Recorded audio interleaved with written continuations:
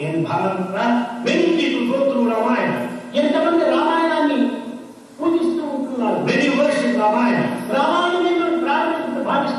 Many take Ramayana.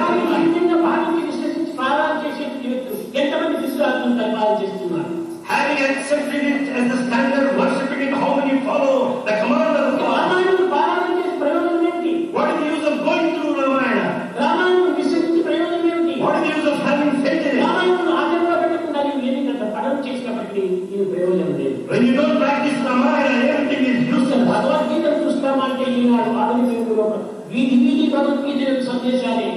If you take Bhagavad Gita, every street conveys your message. There are lots of people who give publicity. But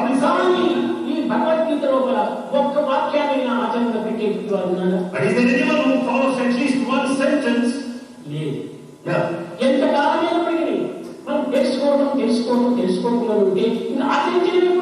When they spend their lifetime merely reading, when you don't lifetime,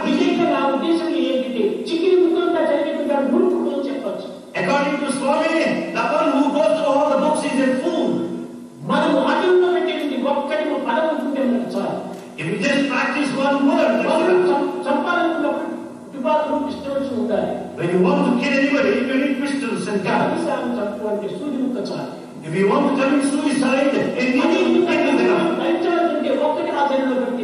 for liberation, you need to practice one. What is the fun of reading? He thinks that he knows all. He knows all, but he doesn't know himself. Such fools are increasing in Bharata. They are highly educated, they consider they are taken as aspirants. It is a matter of shame and hurt. Therefore, practice one or two.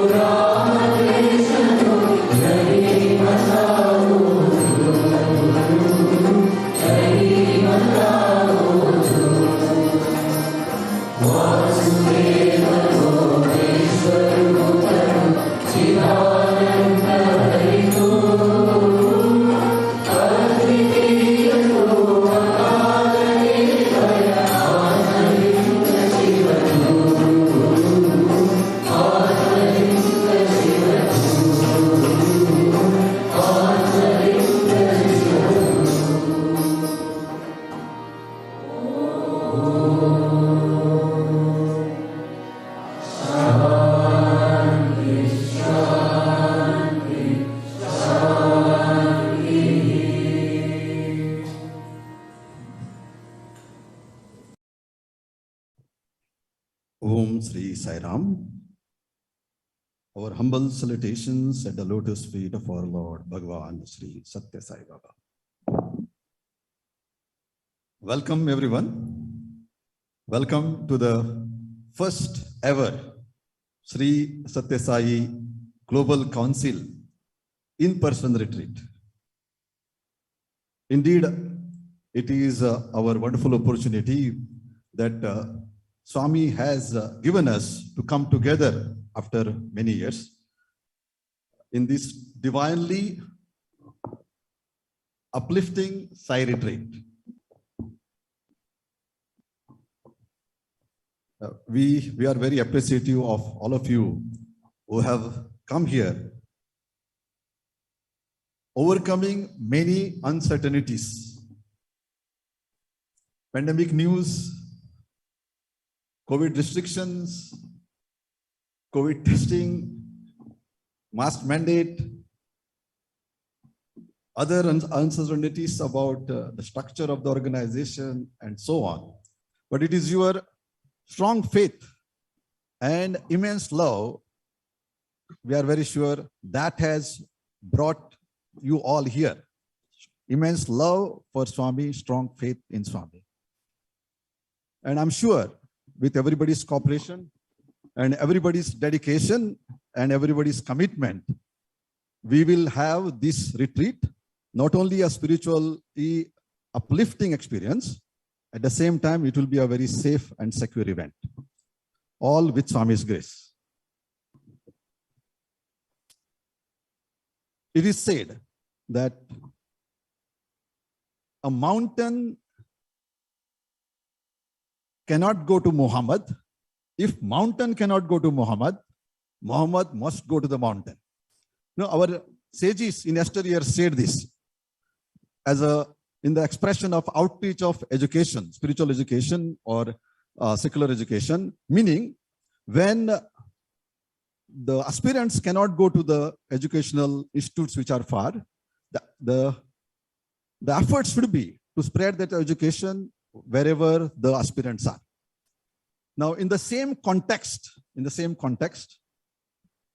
many of us have these aspirations to go to Puttaparthi every year, but because of the time and distance and other constraints, we cannot go there every year. But Swami, out of his immense grace, huge compassion, huge generosity, unlimited love, he has created this Sai retreat for all of us. Every year, our endeavor has been to recreate Prashanti ashram atmosphere here, isn't it? So, Swami, out of his immense love, has for us daily Suprabhatam, daily Nagar Sankirtan, 4 guest speakers here this year. We have cultural programs, young adult programs, children programs. We have 13 workshops, 6 bhajan sessions, 6 bhojan sessions, all packed, isn't it? All packed in these 3 days. You know, it's a mountain of spiritual activities that Swami has designed for us to participate, for us to enjoy, for us to experience, so that we can get spiritually elevated and we can get the same experience of being in Parthi. Such a huge opportunity, isn't it? This morning, we began with melodious chanting of Vedam as well as soulful Nagar Sankirtan, Suprabhatam, and we just finished very, very delightful bhajans. And to keep this momentum going, to keep this trend going, we all know we have the next, which is an address by our esteemed guest speaker, Brother Nimish Pandya. We all know he is the Vice Chairman of, yes, he's online here, yes.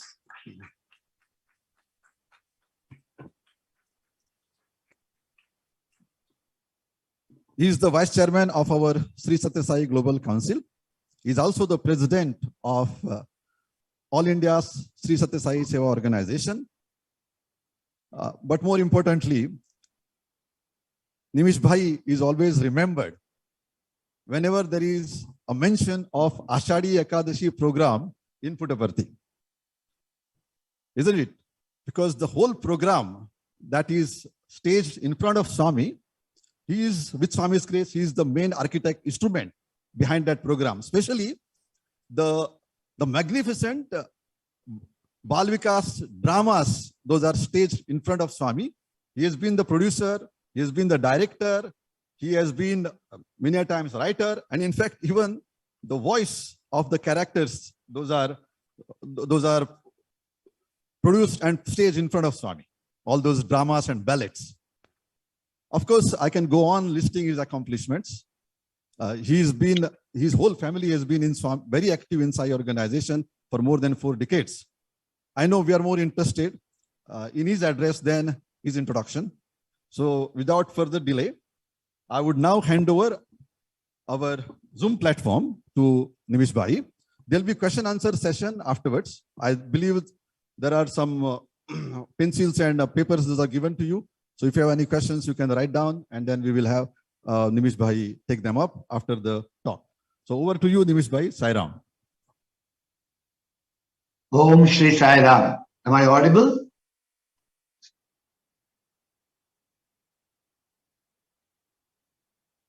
Can you hear me, Pradosh?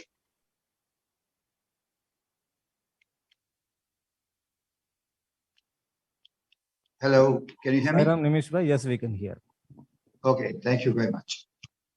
Om Shri Sai Ram.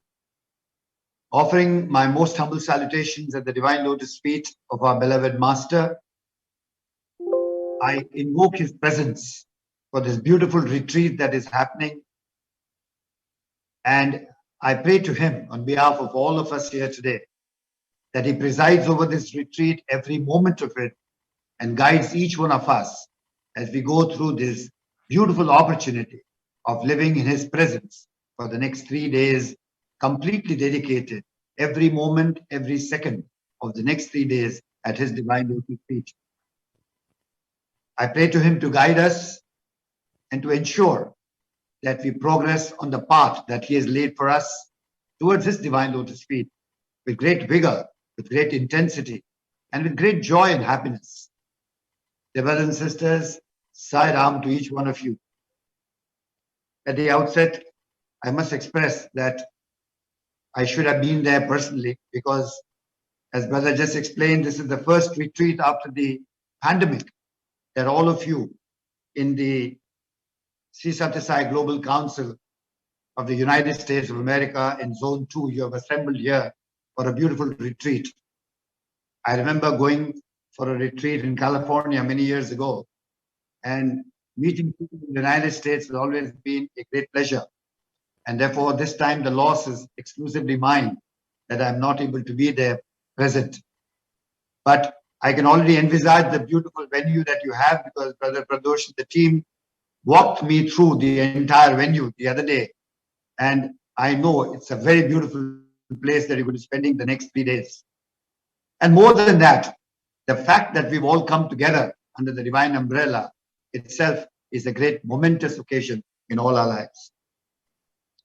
Dear brothers and sisters, I think I'm grateful to you for inviting me to this retreat.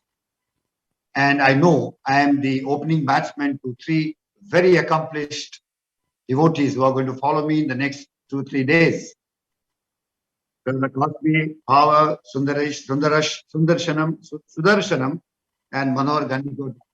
God bless. I think I am in great company, and I'm equally grateful to be a part of this esteemed group of speakers who are going to be speaking to you over this time in the retreat. Brothers and sisters, I think I love the entire theme of the retreat that has been made out.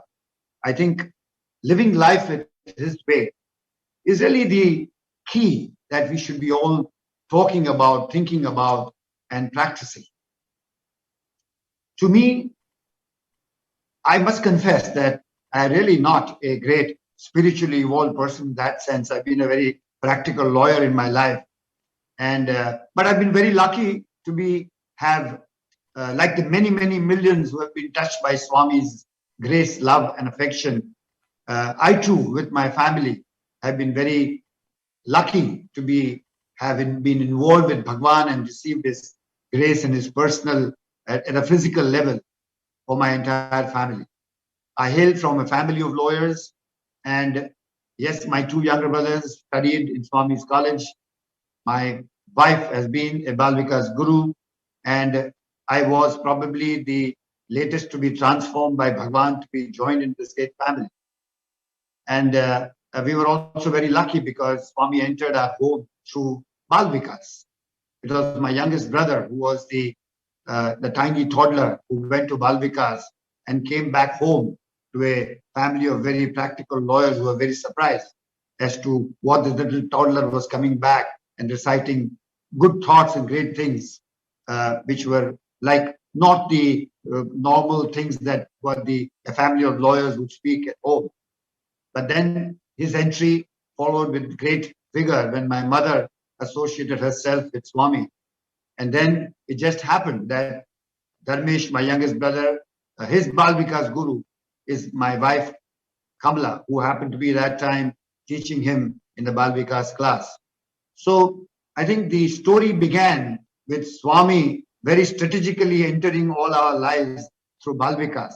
And therefore, I think it is normal that thereafter I spent many decades of my life at the Divine Lotus feet involved in the Balvikas program. And therefore, that's how Kamala and I both came together under the umbrella of Balvikas and continued that. And with his divine grace, I'm grateful to Bhagwan that we are still able to be a part of the entire movement. To me, for Kamala and I, Balvikas has been one of the foremost pillars of the divine mission. And over 4 or 5 decades that now we're all involved in it, I think the result is seen. It is our firm belief, brothers and sisters, that every guru all over the world, he or she, who spent his or her life involving and sacrificing their time to ensure that they become great inspirers to the younger children, have spent their lives well. Because for the last 40, 50 years, when we look back and we see these young men and women who have now grown up, established themselves in life, I think it's a great joy to know that there is so much positivity in them and so much happiness that they spread in their lives. So that's a very satisfying thing. And it just sort of justifies Swami's attention and focus that Swami placed on the Sri Satya Sai Balvikas movement.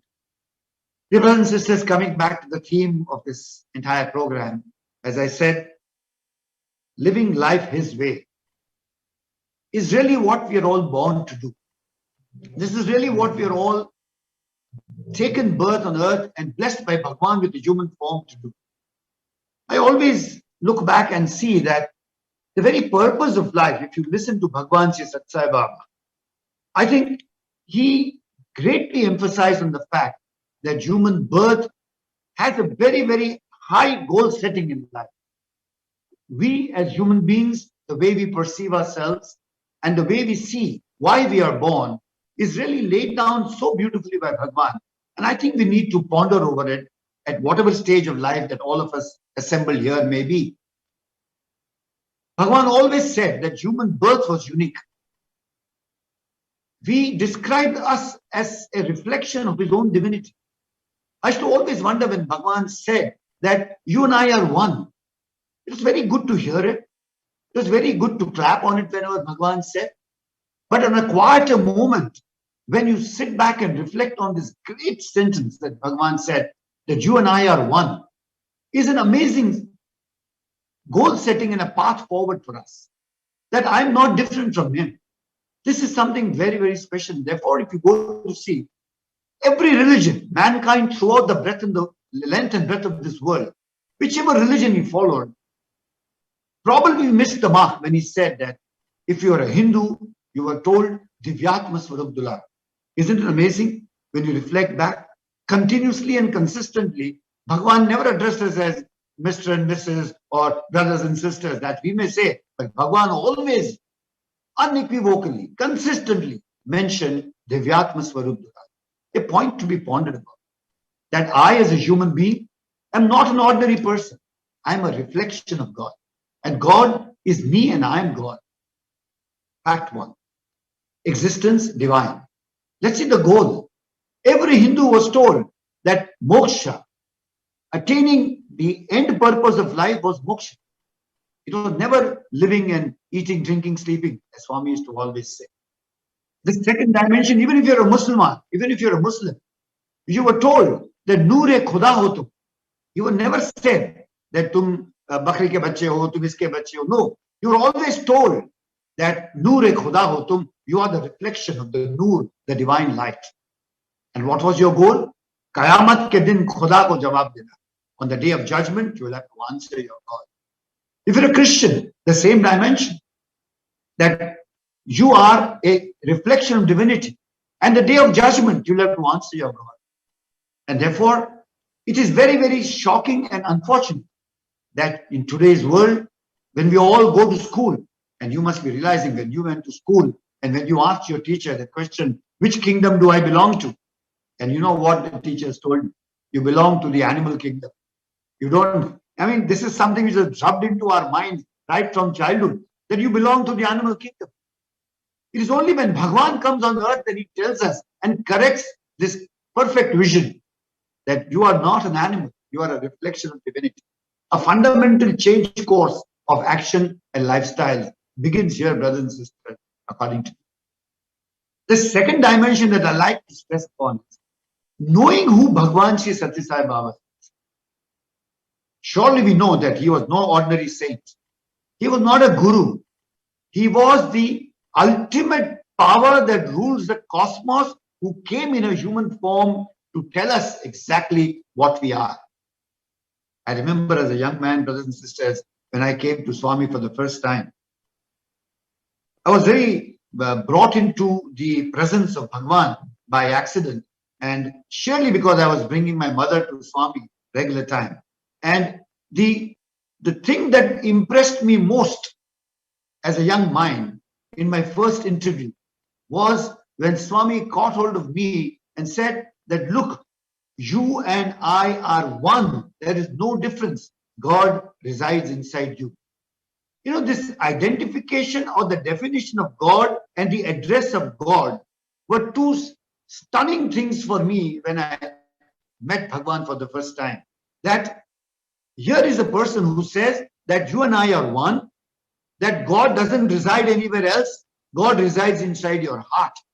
And that is the address that is really important. In fact, one of the dramas that I did before Bhagwan was God's address, divine address.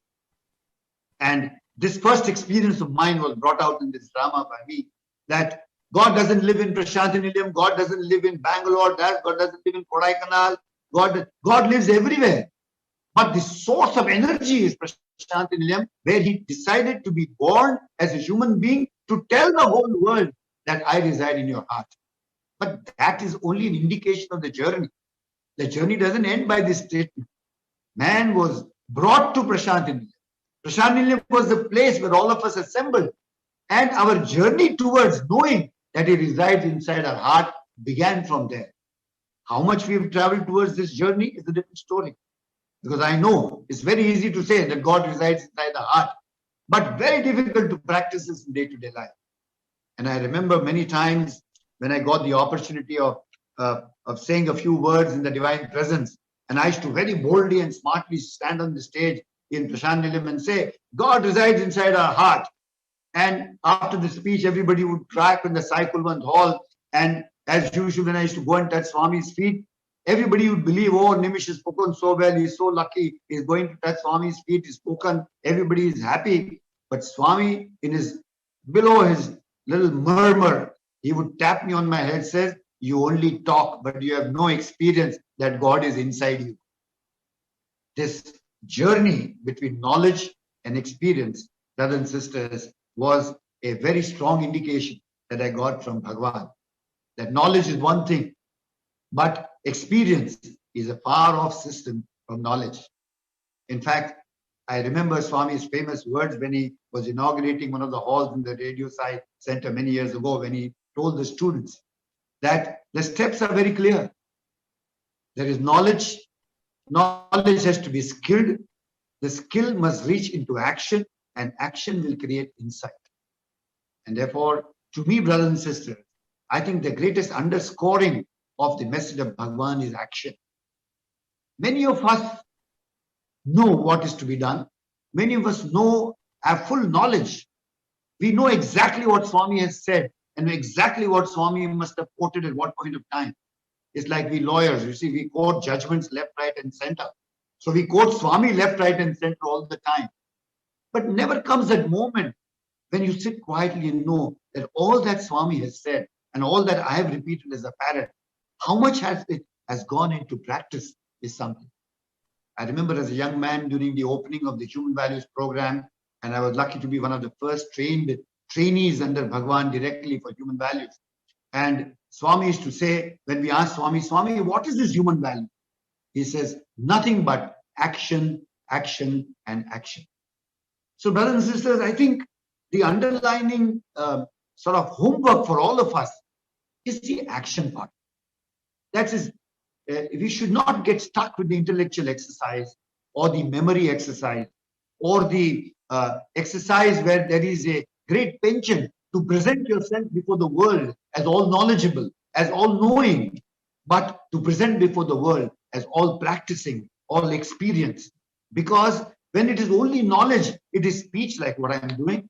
But when it is all knowledge, it is pure silence and vibration and an aura that is created around you, the aura that engulfs everybody else, brothers and sisters.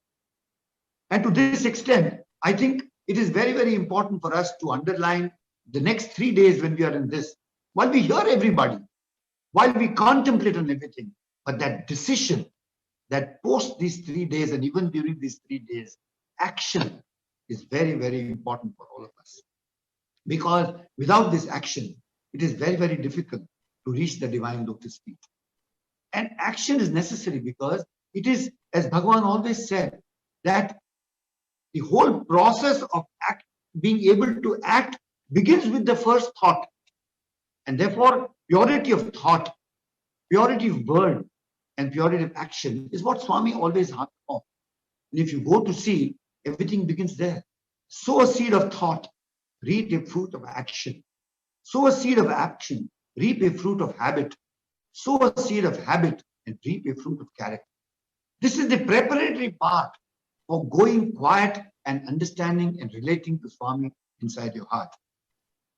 I must confess that when I met Swami for the first time, Swami has taken great pains, brothers and sisters, for all of us in our individual capacity. In our journey to him, we are all equal. In our journey to him, we are all loved ones. We are nothing but his divinity and his particular spark that which keeps us alive. I always say that God, to understand that God resides inside us, it is an experiment that we must conduct, that me alive and me dead. Have you ever thought for a moment that the very fact that our bodies are active, we can speak, we can listen, we can think, is all because of that one energy within ourselves. Which energy, when it vanishes, you and I don't exist. As I always give the example, and I know my wife Kamla always gets upset with me when I give this example, but I'm talking to you right now. And as I'm speaking and everything happens, and suddenly I collapse, and my wife runs and calls a doctor. And suddenly she comes around and the doctor declares that no, Nimish is no more. Now the same body, the same white shirt, the same everything, but there's something missing. The very wife who said that she loves me and she recognizes the husband and she calls me by my name Nimish. But moment I'm declared dead, I'm no more Nimish than I am the body. This body is to be taken away, this body is to be burned, this body is to be cremated. The whole thing changes. Why am I saying this? Because all of us are conscious of this fact that there is a divine energy within us which needs to be explored. That is the real me, without which I don't exist, without which it doesn't work. I remember Swami telling in an interaction with Brother Indulal Shah and Swami, when Indulal Shah in his own wisdom asked Bhagwan, what is really, Swami, what is really God? How does he look like? And Swami said, your breath is God. The very fact that you breathe, so hum, That is the focus of your understanding. That is the focus of your research. That regularity of breath is the focus of the thing. Because the moment the breath vanishes, everything is off. And therefore, 2-3 things that we learned with Bhagwan, that the residence and the address of God is within and not outside. Yes, we may go to all kinds of temples and mosques and everything. It is good to go. In fact, we must go. As I always say, that one trip to Prashant Nilayam is essential, because these are powerhouses that inspire us to look inside. And I think that is the very important source that I would wish to share with you, that that's been an integral part that I think we should be following as a part of our journey towards Swami action. So I think 2-3 fundamental factors have to be accepted in our journey to Bhagwan, according to me. One, that this Bhagwan Sri Sathya Sai Baba is not an ordinary saint or an ordinary guru or something. He is the embodiment of the ultimate power, all-knowing, omnipotent, omnipresence, and absolutely everywhere around us, inside us. This is the constant given with which life must now move. That is very, very important, according to me. Because the moment you forget this for a little while also, well, there is a chance of going wayward in our day-to-day life. Thirdly, all of us who have assembled here today in this retreat must also know that the journey is inward and not outward. And therefore, everything that leads the mind towards an external world has to be perceived with a consciousness that that is an illusion which we live with, and the real answer is within. I remember as a student of physics in my college, there used to be, and some of you maybe, and I know many of you are very, very learned scientists, and there used to be a simple experiment that we used to do in physics, and that was removing the parallax error. There used to be 2 needles on either side of a convex lens, and the experiment was that when you see through from one end with the needle, at the other end of the convex lens, you try to merge the 2 together. That really defines the entire journey of life. That there is God, there is the consciousness of God, there is this mind, and there is this me. And to align the mind in such a way that through this lens of the mind, if I can align myself to God, I think my journey is progressing very well, as we see. Well, I think my journey also began that way, brothers and sisters, when I first, as a young man, many people know I've said this quite often, that though I am now a lawyer, practicing lawyer, but I always wanted to be an actor. I never wanted to be a lawyer. And this was a great subject matter of a conflict with my father and myself. And this was a conflict which saw no resolution for quite some time. And but there was sheer love for my father, and therefore I used to continue studying intermittently my legal education. But one day I think my father lost his patience and went to Bhagwan and told him very clearly that, Swami, this young man doesn't seem to be understanding that there is a great profession, and he keeps on doing these dramas and dances and all that. And you know, the love of Bhagwan, he is a great balancer. He knows how to balance everything very well, because he's the doer, he's the master. And he took up this project called Nimish Pandya in his hand. And I used to have a lot of friends. I was a very popular person in my college days, with a lot of senior stars and singers who were great names in the Indian film industry, were my colleagues in those younger days. And therefore, when I met Swami for the first time, he caught hold of me and said straight away, Kitna friends, how many friends do you have? It's not good to have. There's only one friend, and that is God. I am narrating this not because it's my personal story, but this is how Swami embarks upon the journey. And I like your statement in your explanation of the theme, that you need to take the first step. And when you take the first step, then he takes charge and takes over everything. And that belief is very, very important to reinforce as we discuss this particular thing.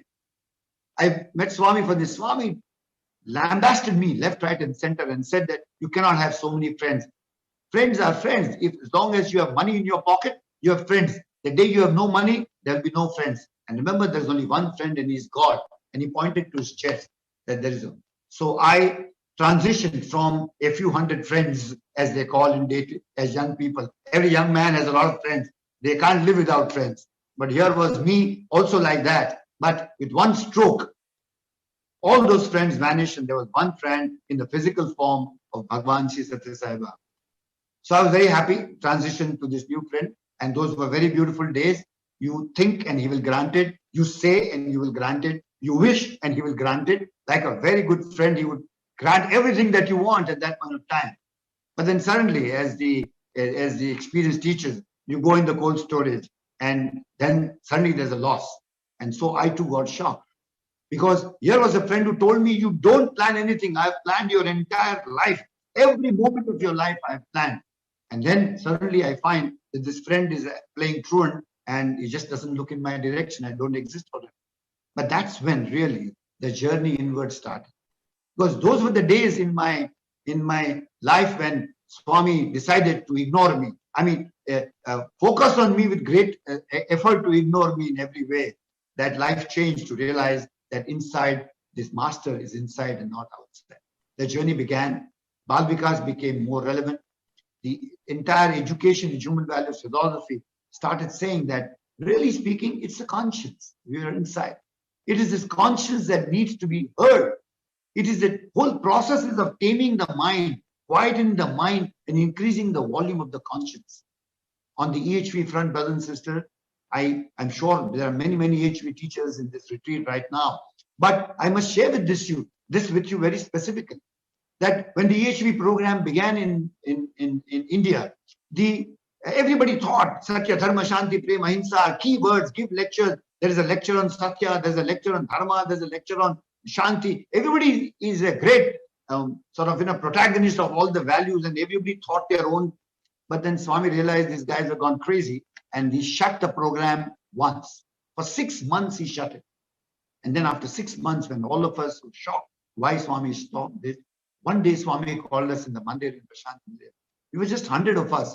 Those days, there were very few EHV teachers. He called all of us and explained to us beautifully, which I want to share this with you, of what human values is. What is this whole process of transformation was something that Swami really directed us in that direction. He said, look, I am inside you. I am the power that energizes you. I am love.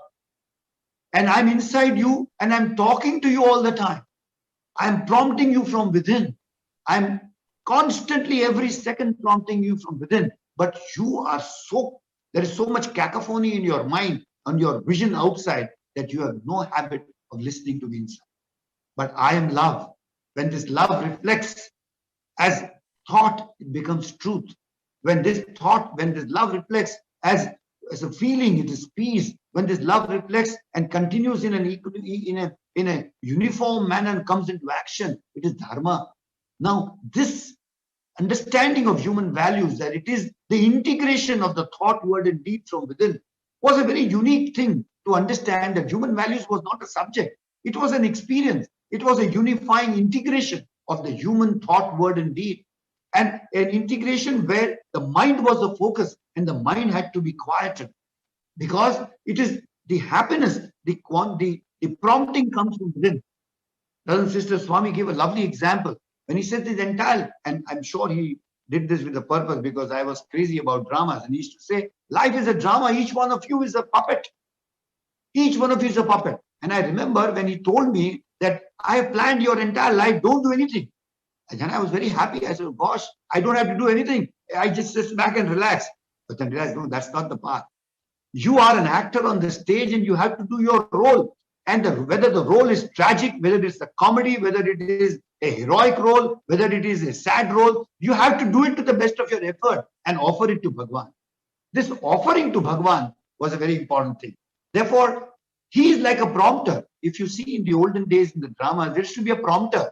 When the artists are on the stage and they're rendering their dialogues and they're acting, if anybody forgot something, he was trained to do that. But if he forgot something, there should be a prompting box. And Swami is to prompt. The prompter prompts the actor. If he forgets a dialogue or forgets a scene, he would prompt. Nobody in the audience, nobody sees him. But on the stage, there is a prompter's box where the prompter prompts him. This is what Swami does to us. And Swami explained, I'm the prompter. I'm the director. I have set your roles. I've told you, I've taught you how to act. I've told you what to say. I've told you what to feel and emote. And if you forget, I'm there, don't worry. I'm the friend within. I will prompt you and correct you. This faith for the actor makes the actor blossom in his entire acting on the stage. And see the beauty of it, brothers and sisters. Moment the play is over, we're all the same. We are backstage with our master. We are backstage with our director. The whole scene changes. There is nothing. The curtain comes down. That's it. And this explanation to me as a so-called artist or a budding artist changed my life. I said, yes, that is the reality. Why are we bothered of what's happening and what's not happening? Everything that happens is as per his game plan. But what we need to do an effort is to remember what our director has said and forget. Life is completely like this. Life is most enjoyable and you can integrate with the divine master when you connect with him as an actor connects with the director. He gets lost on the stage. He really does his role beautifully, but he knows at the end of it, when the curtain comes down, it is the director who's going to come and clap for you and pat your back. Well done, boss. This is exactly what I wanted you to do. And therefore enjoy it. Nothing has happened. Nothing really affected you. Nothing, no gain, no loss. Only happiness that you've done exactly what your master told you was an amazing thing that I realized when I was going there. And I thought this is something that we need to share. You see, even on the practice part of it is very important because knowledge will not be complete without practice. And I want to share with you one more example. What practice can do. I remember as an artist many years ago when one of my colleagues, he lives in California, and he was very close to Swami. And, naturally, when you do so many dramas and Swami praises you and all that, ego is already a essential element. The ego virus sets into you. And this man challenged me. He says, you do a drama before Swami called the Tripura Rahasya. It's a very strong treatise of spirituality, brothers and sisters. And many of you may have read it, it's very intense. And the inner theme of this entire treatise is that the greatest hindrance between man and God is man's sense of doership. This was the major issue, which was the underlying theme. And I took the challenge up with this friend of mine and said, we'll do this drama. So we wrote down the script, we did everything. And we did the drama. All our Bhavikas, more than 200 of them, got trained for this drama. We went to Puttaparthi, we did it, and Swami enjoyed every bit of it. And Swami enjoyed every bit of it, and you can imagine after he enjoyed it, he called me on the stage to sit next to him. And the bhajans were going on, and you can imagine what a situation it is in front of the entire Sai Kulwant hall. You're sitting next to Swami near his chair on the portico, and the whole world is watching you, Swami is watching you. So your ego keeps on rising, whether all the nonsense that is to come up in terms of all the Shadripus is already there, and the ego is paramount there.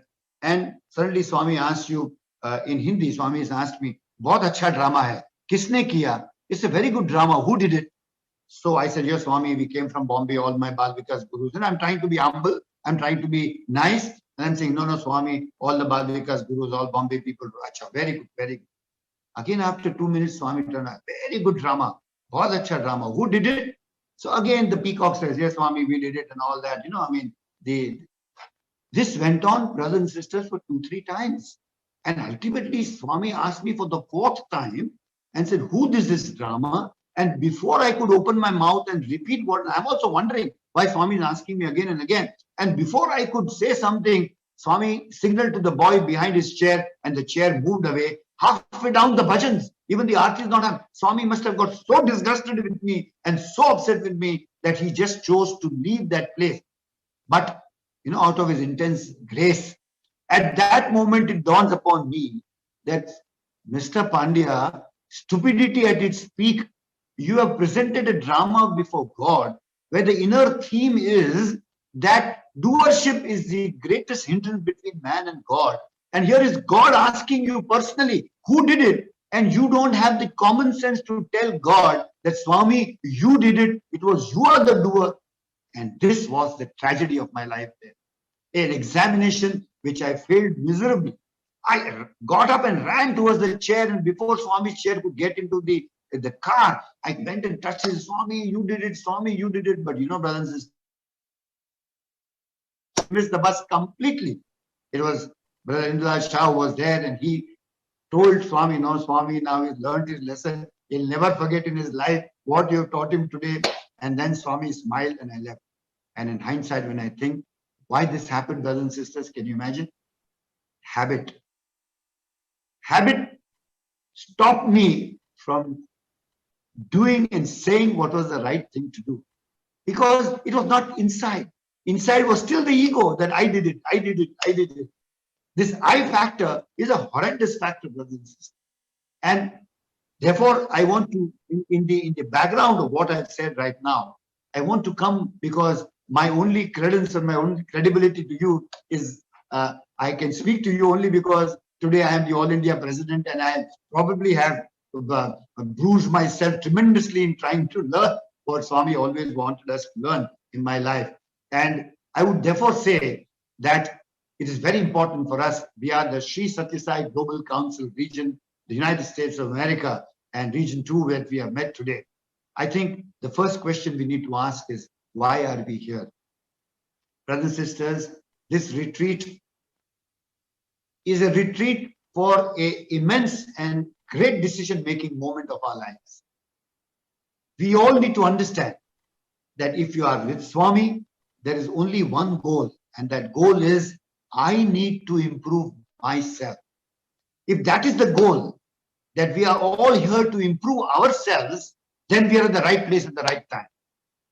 But if anyone believes that we are here to change the world or to change somebody else, then sorry, brothers and sisters, I don't think these 3 days are going to help us at all. Because it's very, very important that the entire goal of the Sri Satya Sai Seva organization or the Sri Satya Sai organization is laid down the charter very well, that we are all here to improve ourselves and not to improve anybody else. We are duty bound to see good in others. We are duty bound to see that we do not criticize others. We are duty bound to see that we only focus on the bad that is, or the things that need to be corrected within ourselves and not in anybody else.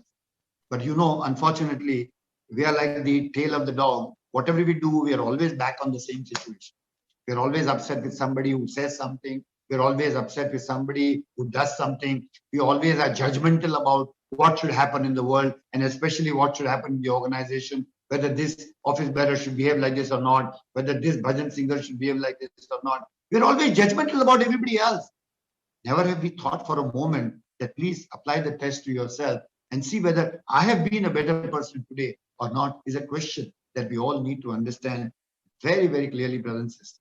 Therefore, as they say in geometry, that when you have a point and you want to draw a line, even if there is a 1 degree difference at the point, when the two lines are sort of brought up, you find that the difference in the two lines becomes huge. A 1 degree difference at the point can completely distort the whole scenario as we understand from geometry. And therefore, in the world of spirituality also, the goal, Swami, is to remind us all the time that come here only to improve yourself. Come here only to see God in yourself. Come here only to see God in everybody else. If I meet Pradosh, I meet Balu, there is no way I can see anything bad about them. There is no way I can criticize them. There is no way I can see, even be judgmental about them. Now imagine that's a strict benchmark that Swami has given all of us as a part of the Satsai. And therefore the Satya Sai Seva organization, according to me, is the best platform in the world. There is no other comparison to the Satya Sai platform of Seva and Sadhana. Because everything that we do here is fundamentally to improve us. Is fundamentally to realize God within us. It is fundamentally to ensure that the mind is in our control. Master the mind and become a mastermind. There are many people who say, oh, no. There are many of us, I think this is some homework that we need to do in the retreat when we sleep tonight, is that to answer this question, why am I here? Am I here because I'm not wanted in the family, so go and spend your time there? Am I here because I want some name when I do some work? Am I here because I want to showcase my expertise into A, B, or C activity? Or am I here because I feel good when people praise me that, well, Nimish, you did a fantastic job? I think we need to tick off all these boxes and come back to the real box where we need to forget everything and surrender everything to God. You see, God is a power that needs to understand that you have surrendered to him. That's very, very important. I remember a lovely story which I heard when Lord Vishnu was reclining and Ma Lakshmi was doing Pad Puja to him, and he was pressing her feet. She was pressing his feet. And then she was sort of discussing with her that, Lord, you keep on running every time that people call you. You keep on running that when people pray to you. He says, what can I do? I have to go. That is my duty. When they call me, I have to go because they depend upon me and therefore I have to go and help them. So suddenly when this discussion was going on, suddenly Lord Vishnu gets up and starts going. So the Ma Lakshmi, where are you going? No, somebody needs me. Therefore, I have to go. There's a fight. My devotee is getting beaten up. I want to go and save him. And therefore, I have to rush immediately. And as he went, in 2 seconds, he came back. In 2 seconds, when he came back, Ma Lakshmi asked him, why did you come back so fast? What happened? He said, no, I thought he needed me. I was going to help him. But suddenly, he himself started fighting with his friend and bashing him back. Therefore, I realized I have no role to perform. Therefore, I will come back. This is what we do all the time. Surrendering to God, every thought, word, and deed. And let him do. He's very eager to do everything for us. And that's what I understand when he says, "Tum kuch planning nahi karo, tumhara sab planning maine kiya hai." Now in hindsight, I realize, oh God, that he wants to do everything for us. He wants us to realize that he is the very breath. He is breathing for us. If the breathing was left to you and to me, we would have stopped breathing long ago. But he knows that this toy has to keep on doing. You remember the monkey toy in the childhood? When we were children, there used to be a monkey toy. You key it up and it got symbol, click, click, click, click, click, click, it goes. And suddenly when the battery stops, the monkey goes, like that it goes. So we are like that. We don't realize, the monkey doesn't realize playing the symbol, that is the battery inside is charging him. The moment the battery goes, you stop playing the symbol. You go like a dummy. And then children never keep a monkey with the symbol which doesn't play. The children pick up the toy and put it in the basket as a discarded toy. That's life, brothers and sisters, as Swami explains to us. And therefore, it's very, very important that the aspect of surrender is something that this retreat must decide. And surrender in its essence, truthfully. You know how big hypocrites we all can be. Every time we do some good work, and I've seen in the Sai organization, people say, no. They say, Nimish bhai, you did a fantastic job. And Nimish said, no, not my, Swami is great. Swami is there, he's the doer. But in my heart, I am very happy listening to your praises. In my heart, I'm very happy that you're doing it. And in fact, if you don't praise me, I will feel very sad at the end of it that you did not praise me. This is the reality of life. And to get rid of this aspect of the personality of ego, you need practice, you need sadhana. And therefore, sadhana is the basis of everything that we do in the Sai organization. The Sri Satya Sai Seva organization, or the Satsai organization, as you know it overseas, is a platform of people who come to do sadhana, and based on sadhana, they do seva. We are not like the other NGOs or the other charitable organizations. In the other charitable organization, you do some work, you get on the stage, you get a plaque, you get a citation, you get flowers, there's a photograph. And therefore, in India, brothers and sisters, I have now requested and earnestly I'm trying to motivate all my people that stop this whole process of felicitating people in the Sai organization. It is anti-Swami. Felicitating a human being who's on his path of sadhana is only God can felicitate. We cannot. On the contrary, I am always very wary of people who come and praise me. I'm very scared when people come and praise me because I immediately know what Swami is going to say. It's very difficult. Don't accept praises. Don't accept gifts. Then the whole process of felicitation in the Sai organization to Sai workers is anti-spirituality, because we are hindrances in the path of sadhana of that person who's trying to surrender everything to Bhagavan, and we are trying to remind you. Forgetting is very important. Everything that you do in the Sai world, you must do, forget and offer it to Bhagavan and never remember it again. This I was taught when I was interning with Brother Indulal Shah as a young man. He never used to let us remember or even discuss a good thing that has happened. If one conference got over, he would never let us even enjoy in the realm of that aura also for a little while. What next? Let's talk of the next. Forget this. Let go. Next. What's next? What next? In fact, I remember many times when I used to ask him, he says, always be very careful. Forget it. Offer it to God and get rid of it of your system. Because the moment you offer it to God, then He is the master. He grants all the joy and bliss to you. In fact, I remember my father's own story. My father, after some time, when Baba, we had the good fortune of Swami visiting us in our home in Mumbai, and that's where he decided for our family that my father should retire overnight. I should take over the practice, and my father should go and teach in Baba's university in Puttaparthi. So my father left. Kudos to him that despite being at the peak of his career, overnight he left everything to me and left and spent his life as long as he could in Swami's presence in Prasanthi. One day he was sitting on the portico, and sitting on the portico, there was nothing, there was no crowd really speaking, and Swami came on the portico, and very leisurely he picked on my father as a instrument of interaction, and then told my father, "Hey Pandya, what do you want?" So my father has everything. He didn't want anything. There was nothing. But my father, being an intellectual and a person with great memory, thought he'll be a smart aleck and tell Swami, "Swami, I want moksha." So then Swami said, "Oh, wow, you want moksha? Come, Pandya, let's go in the interview room. I'll give you moksha." So he went in the interview room, sat down there, and my father had a great memory. I mean, he could remember in 1946, on a particular month in 46, what happened. He would narrate and tell you. So knowing this, Swami started questioning. What is your name? What's your father's name? Where were you born?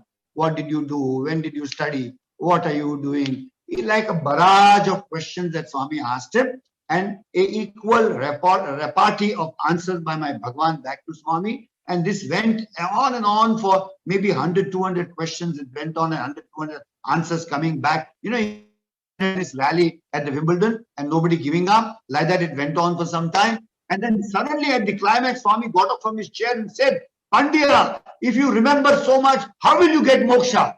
Itna yaad hai to moksha kaise milega?" You know the truth? The essence was fantastic. If you carry so much in your mind, when are you going to get the time to quieten your mind so that the inner conscious voice picks up?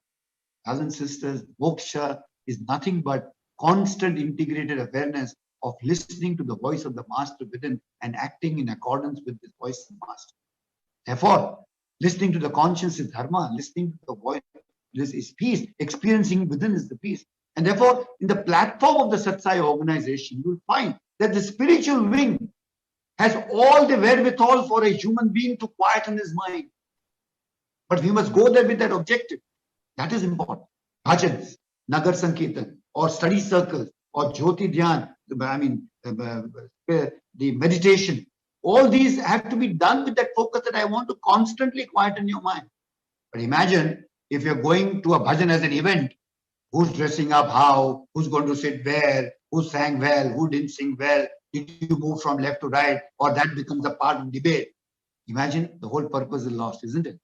And therefore, the greatest seva is by the bhajan singer, who eliminate their presence, who eliminate their existence, and with sheer voice carry the entire mass of people sitting behind into a blissful situation.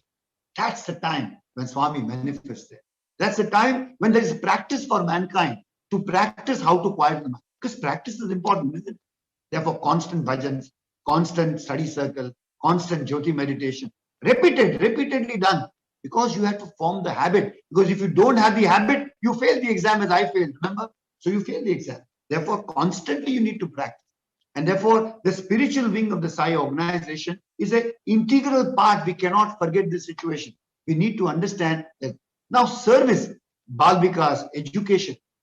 This is where it's the entire three wings put together is Bal Vikas or Sai spiritual education as you understand abroad. The young mind can get transformed. 8 years, 9 years of constant practice. The young mind gets the confidence of conquering the mind and listening to his conscience. And then there is no giving up for these young men and women as they grow up. It's laying the foundation early for them. And therefore, it's very important that we must ensure that we be a part of that process of Bal Vikas or Sai spiritual education in a big way, in a massive way. And especially as we now go towards the centenary celebration, the planning has to be completely in that direction. Get hold of as many as young people as you can, irrespective whether they are devotees or not. Irrespective. And Seva in the Sai organization, brother and sister, is nothing but performing Seva and surrendering to Bhagwan. Not remembering it, not taking credit for it, and especially not taking pictures after it is done. I don't say you don't create pictures for reports and all that, you need it. But self-aggrandizement should not be associated with Seva. You should do the Seva and completely forget about it as we go further. And the whole purpose before and after the Seva activity has to be very simple. That when we begin the Seva activity, we must all sit together and see that we all want to have one goal. We want to see the hand of God in this entire process. And at the end of the Seva, come back, sit together and say, how many of us experience Swami working through us, Swami having used us as an instrument? And that is the process with which Seva gets done. So if you see the gamut of the Sai organization is all directed as a great platform for self-transformation and realizing God in somebody else.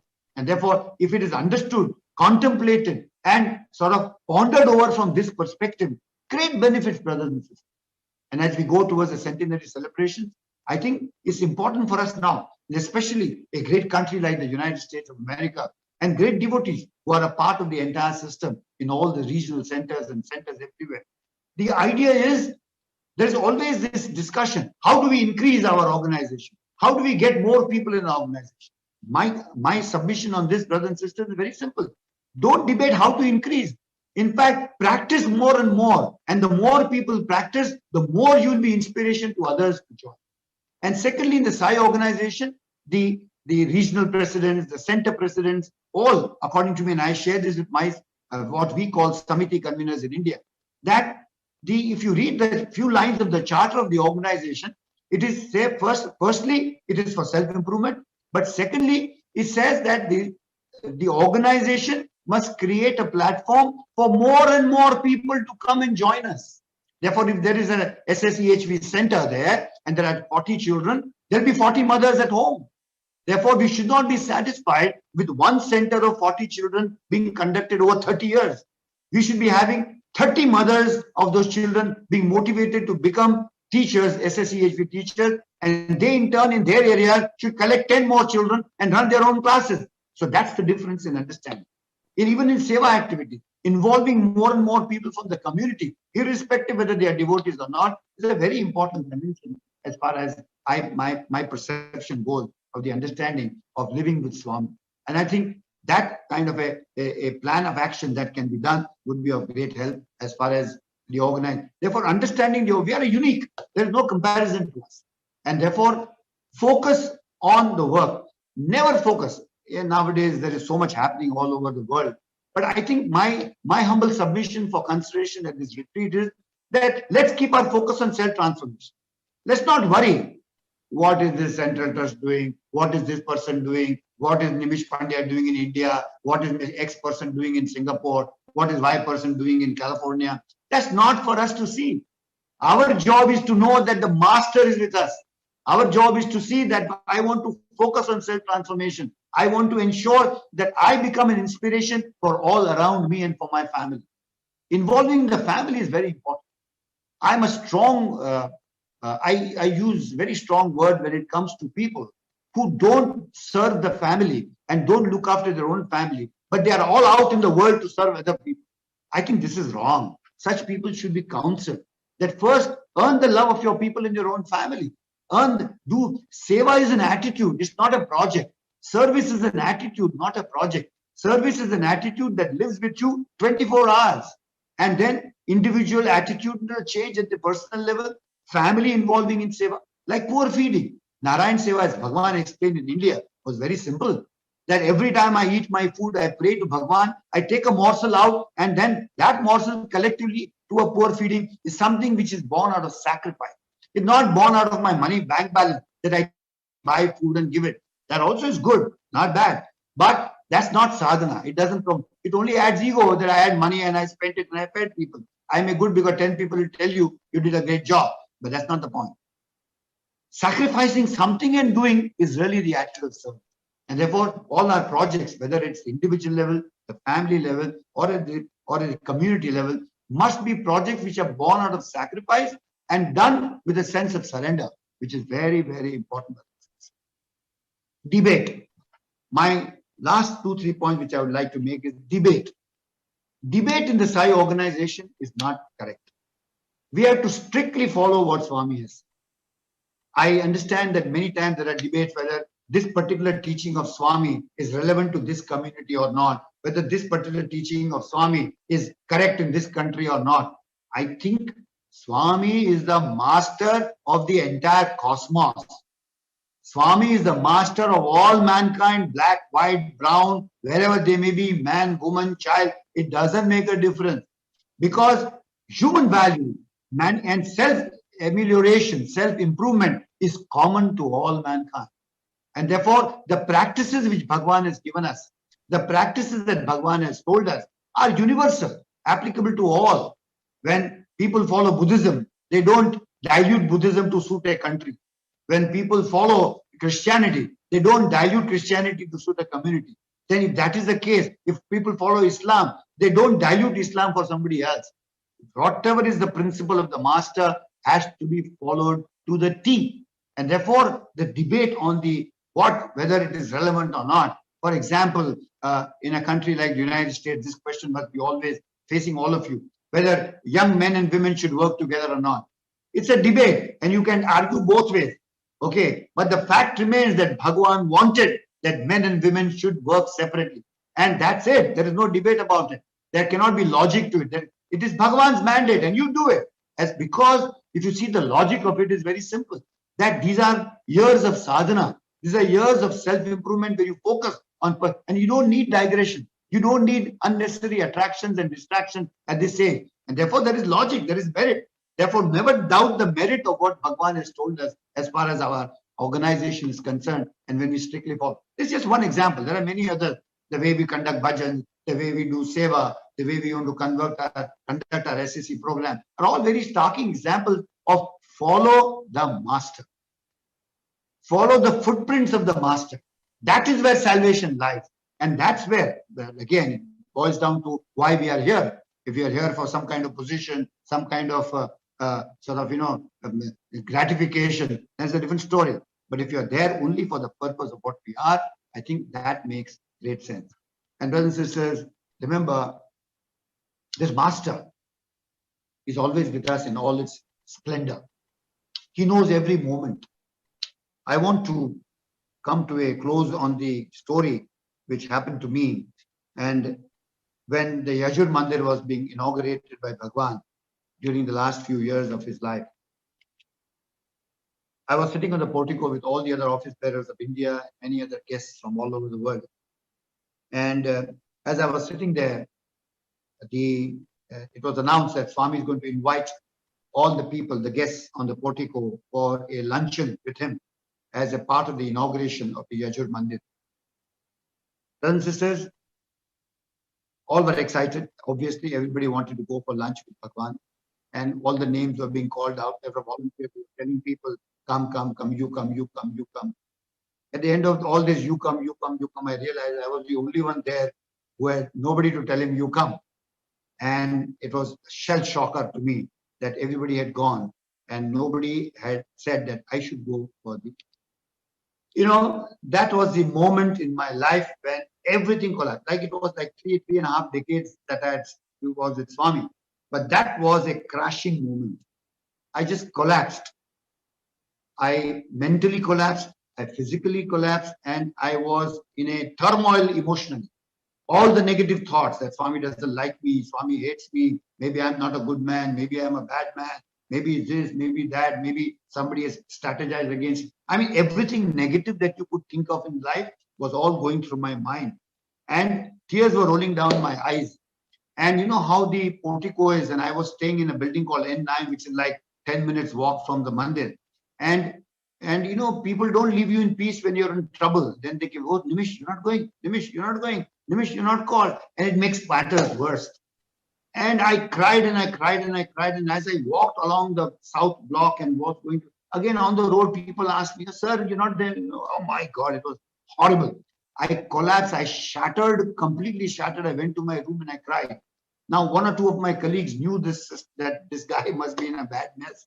So the luncheon got over, brothers and sisters, and there was a second rank of people where the Sevadal eat. So this friend of mine said, Nimish, at least come and have prasad, come there. So I'm in an ego. No, I don't want to go. Why Swami didn't call me? I don't want to go. This, that. But some common sense dawned on me. I said, let me go and have prasad at least. And I went there in the building and all the Sevadal were serving the Sevadal. So I also said, sir, uncle, come, please come, sit.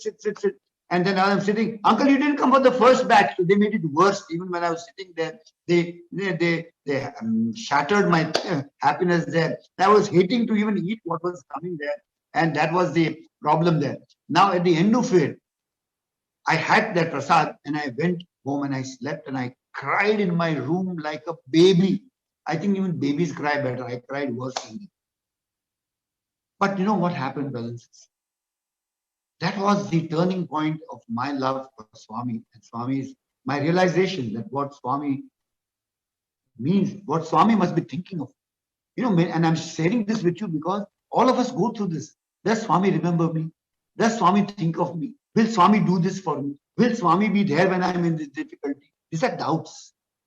But that evening, I came back on the portico. And when I came back on the portico, brothers and sisters, Swami was coming in those days in the car. He got down on the other side. I was sitting on the other end of the portico and Swami got down. And from there, from far, he shouted at me, hey, Nimish, you didn't come for lunch. I was looking for you. I was missing you. And the whole thing sank in me, brothers and sisters. Oh my God. Imagine, I'm crying. I'm desperate for not being there. But what a fool I am. Look at the glory that my absence, I was missed by Master himself in the midst of 500 people. Swami was missing me that I was not there. And what better joy in the life that could be. I ran and touched his feet. I said, no, Swami is not there. I came in the second round and I had prasad. It was a half lie, half truth, whatever it was. But then I realized, brothers and sisters, the joy of ensuring that Swami remembers you by whatever grace and luck that you have in your life, by doing what he likes, by ensuring that you live life the way his way. If you live life the way his way, it is correct. The great story of Abu Banadam, brothers and sisters, that in which list you belong to. Are you in the list where you declare yourself to be a devotee of Bhagwan? Or are you in the list where God decides that you are in his list of devotees that he wants? I think this is the glimpse of divinity that we get if we live life his way. And I think that's where we should all focus. And I think we must remember the Master is nothing but you and I. When Swami came to Bombay just a year before his Mahasamadhi, he was very unwell. He was in a very bad physical health. And when he came to Bombay from Delhi, from Hatshi in Pune, he came to Bombay. Bombay is a hub of activity. The activities were such that Swami got busy from 7 in the morning till 11, 12 in the night in that trail. But he did everything that was planned. And people got after us. People got after us so badly that he says, you Bombay guys are useless guys. You have no care at all for Swami's health. You get such a tight program, such a tight schedule you made for Swami. You didn't have the slightest consideration for Swami's health. You got lambasted left, right, and center. But we heard all that. And when the visit ended, myself and my few colleagues went together in the flight to drop Swami to see off Swami at Prashant Nilayam. And we were waiting on the portico for Swami to take Swami's leave and come back home. So even in Prashant Nilayam, we were being lambasted left, right, and center by people as the most inconsiderate people on the face of this earth. We were bearing all that out. Then Swami came on the portico on the day when we were planning to leave. And then we thought that is solace. We'll seek his pardon. We'll take his blessings and go and thank him for everything. And then there comes Swami on the wheelchair in his frail health. He comes to me, stands in front of me in our group, and I was in front of me. And he says, you know what he says? Very tight program, very tight Bombay program. I said, oh my God, till now others were talking and now Swami has started the story. Now how to handle this situation was, no, Swami, we're very sorry. No, very tight program, very tight program. Now I'm trying to dislodge Swami to another conversation and Swami is repeatedly telling me, very tight program, very tight program. And I said, no, Swami, you came after such a long time. I know, but still very tight program, very tight program. So now all of us are trying to dislodge Swami and say something, but Swami's rhetoric is complete. Then suddenly it came out from my mouth. You know, Swami, I know you came after a long time, but Swami, because you came to Bombay, all of us are very happy. And the moment I said this, you know what Swami retorted back? Oh yes, sure. If you are happy, I am happy. Tum khush, to main bhi khush. This is Swami. He's no different from us. Our joy is his joy. Our sorrow is his sorrow. Our fear is his fear. Our negativity is something that he tries to correct all the time. He's trying to pump positive. There is no difference between us. He's one. He's with us all the time. And therefore, look for him inside and not outside. But this whole process of looking inside is sadhana. And for that, the best platform on the face of this earth is the Satya Sai Seva organization. Brothers and sisters, let's all come together. Let's make this a commitment in this next 3 days that I only want to improve myself. I don't want to see bad in anybody else. I don't want to criticize anybody. I want to see God in everyone because this is his mandate. This is what he came on earth to tell us. And this is the golden opportunity that you and I have to practice this and achieve it and pass with flying colors before we go. Brothers and sisters, I always say this. At the fag end of life, when you and I die, what do we want to see? We want to see Swami, not the people whom we criticize, not my service, my zone president, not my center president, not the Bal Vikas Guru, not the bhajan singer who did not let me sing. Why am I spending time on all this? I want to constantly spend time on his glory, on his purpose, so that when I sleep finally and I close my eyes, I must see him. That is the goal. Now, this is a choice. This is a choice, as we've said in the preamble of your theme also. The choice is, do I want to follow this path or not? There is no halfway. If you follow this path halfway, you are a problem for the organization and for the society. It's better that you don't follow. You better go for a movie, go for a holiday, go to a resort, go skiing, go jumping, go dancing, whatever you like. But if you want to do this, do it sincerely. And doing this sincerely doesn't mean that you don't enjoy life. This is a path of balance. This is a path of playing your role in society to its perfection, but knowing all the time that it is his wish at the end of it. The whole definition of Sai devotee, brothers and sisters, is not the people who keep photographs, not the people who got 1,000 interviews, not the people who had hundreds and hundreds of Pad Namaskar. In the last decade, post the Mahasamadhi, we've seen many giants crumble, many giants fail. And we sometimes wonder whether Swami wasted so much time upon them, giving them so much grace. And there is a simple man in a small town, in a small village, or in a small place who excels in his love, in his bliss for Swami. And therefore, to my mind, the whole definition of Sai devotee has now changed. Sai devotee is not a person who says Sai Ram. Sai devotee is not a person who keeps a photograph in his pocket. Sai devotee is not a person who goes for bhajans every day. Sai devotee is a person who transforms. And his transformation becomes a beacon light for everybody else around him. Sai devotee is a person who's always happy in joy and sorrow. Sai devotee is a person who knows that he's at peace, whether it is good or bad, because he or she is only playing a role. And towards this goal, brothers and sisters, let us follow the 3 wings of the Sai organization to the T. Let us do our personal sadhana. Let's make our commitment that we want to follow and live Swami to the T, the way he says, with blinkers on our eyes. We want to only see what makes Swami happy. That's all. We don't want to make A, B, or C happy. We're not here to make Nimish Pandya happy or a officer happy or somebody else happy. No. They will become automatically happy if we please Bhagwan, because the moment you please Bhagwan, you please everybody else. Moment you make Bhagwan happy, you made everybody else happy. And that is the understanding with which we want to move. A definition of a Sai devotee. I am not a good bhajan singer, brothers and sisters, because every test I gave for bhajan singing, I was failed. And despite my being the All India president, I still haven't passed the bhajan test. But when I get an opportunity like this, I never miss an opportunity to sing. I just want to share a few lines of a bhajan I like very much, because that is the definition to my mind of a true Sai devotee. And therefore, I love, with your permission, I'll share this with you. Please ignore the hoarse voice of mine. But if you I feel this when I sing this very much. And I sing that नैनों में प्रेम धार, वचनों में अमृत धार। नैनों में प्रेम धार, वचनों में अमृत धार। सतगुरु साई मेरा जीवन का आधार। सतगुरु साई मेरा जीवन का आधार। जीवन का आधार मेरा जीवन का आधार। सद्गुरु साई मेरा जीवन का आधार। नैनों में प्रेम धार, वचनों में अमृत धार। सद्गुरु साई मेरा जीवन का आधार। Brothers and sisters, नैनों में प्रेम धार. The eyes have to be full of love when you watch mankind, watch all the world that is happening. Your tongue should be sweet. Vachano mein amrit tha. And this is possible only if you have the firm faith that Sai is within you and he is the manifester of your thought, word, and deed. And our effort is to be in sync with him.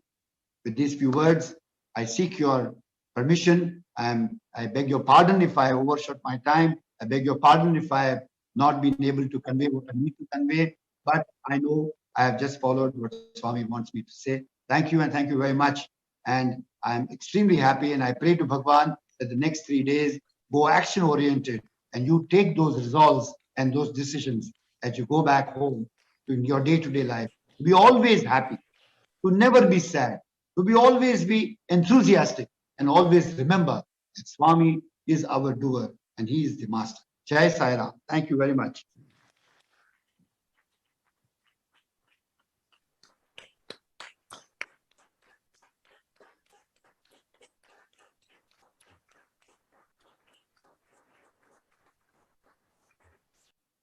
Sai Ram. Thank you, Nimish Bhai, for that very profound address. So many deep, profound, and significant messages for all of us. As they say in spirituality, one profound answer sometimes generates more questions. And I have a list of 9 questions, and we had to actually stop more questions coming here. Okay, and I don't know how many we will be able to get through because we have probably how much time? Yeah, about 20-25 minutes for answering all these questions. And we'll start asking those questions in the order that they were sorted out by our team here. Okay, so the first question is, how has Swami's teachings impacted the way you go about your daily life? Sai Ram. Okay, so I think that's been a great learning experience. For me, now it is a really considered attempt every day to remember Swami every moment as I do my work, as I get up, as I go, and with a constant reminder that he's my friend, he's beside me. And I remember that one maxim that I try to follow is that in day-to-day life, whatever I say, I first check whether Swami would be happy if I said this. Whatever I do, I check whether Swami would allow me to do this if he was there. And therefore, if these 2 answers are correct, then I would do it with the firm belief that he's standing with me and sitting with me all the time. And I get this conviction, brothers, is because for the simple reason that it's a habit that you need to form. It's a habit that you must remember that Swami is with me all the time. And I'll give you an example. Recently, when in my professional life, I had some crisis which I need to deal with. And I tried to, and I forgot for a moment that this was the position. But you won't believe me, in the peak of that problem, a young lawyer of mine, colleague mine comes into the office, brings Swami's picture, which Swami's picture had one quotation: "Be by my side and keep quiet and I will do the rest." This hit me like a bolt that though I'm doing this every day, but I forgot for a moment. And therefore, this constant effort to know that Swami is with you all the time. Let me share a very joke. Swami can be with you all the time. Swami was there in my honeymoon with me. And I remember that the first anniversary after I went to Goa for a holiday and I came back to Puttaparthi, we got an interview, my wife and I both. And you won't believe me, brothers, he described the entire hotel in Goa where I was staying, the room, the cottage number, the way the bed was, the way the thing was, and whatever my wife and I spoke, whatever my wife and I did, and whatever we did, we went in the sea to swim with some swimming costume. He came back, he described the swimming costume to me, and it became so personal that that day my father and mother were in the interview room. I had to jump and touch Swami. Swami, please stop. My parents are sitting here. What are you talking? Now, this is the power of God. If you realize this, and if you constantly try to remind yourself that Swami is with me all the time, do it. While you're driving, think of him. While you're having a cup of coffee, think of him. While you're even fighting with your wife or your husband, please think of him. If you're scolding your children, think of him. Think of him. Constantly make him a partner with you. Constantly surrender every action. I think the greatest form of bhakti is that every action, thought, word, and deed of your day-to-day life, surrender to him. Even in the morning, if you will decide which shirt to wear, which pant to wear, please, Swami, what would you like to wear today?